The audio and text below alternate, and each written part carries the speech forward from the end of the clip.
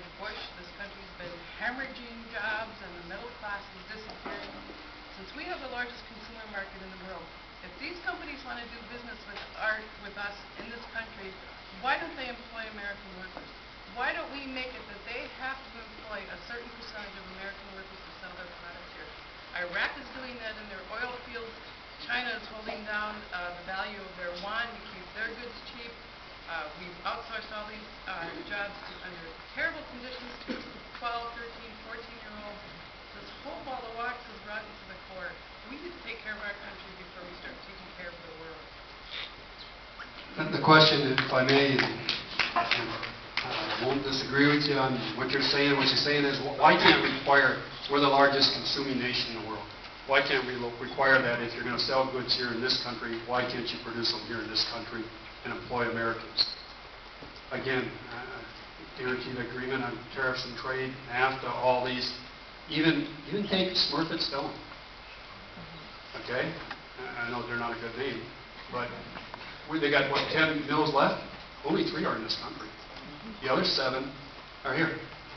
We, like I said, the Niagara paper mill down in Iron Mountain there. True story.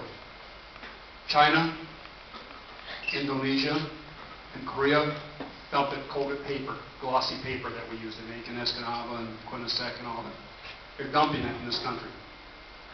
Under President Bush, give him credit, at the end of his term, he brought forth a charge. The Department of Commerce said, yep, you're dumping illegally. Dumping means you're producing it, you're selling it at less than what you can produce it for, even under China conditions. So you dump your excess in the United States. The Department of Commerce said, yes, put tariffs on it. They appealed to the ITC, or National Trade Commission. I was the only member of Congress who went to the ITC and testified in support of the Bush administration in their tariffs because it's illegal. The law says it's illegal. The ITC ruled about a year ago.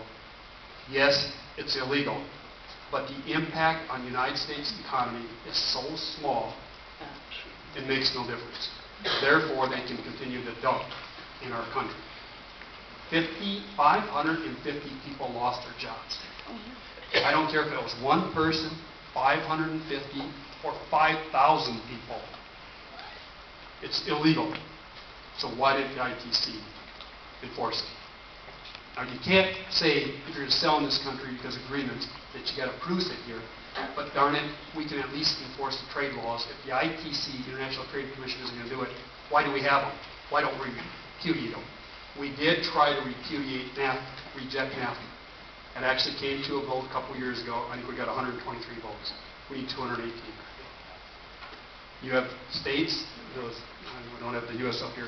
You go to New Orleans, Los Angeles, New York. They're all voting for trade agreements because they're all being shipped in there. New Jersey, they think free trade is great.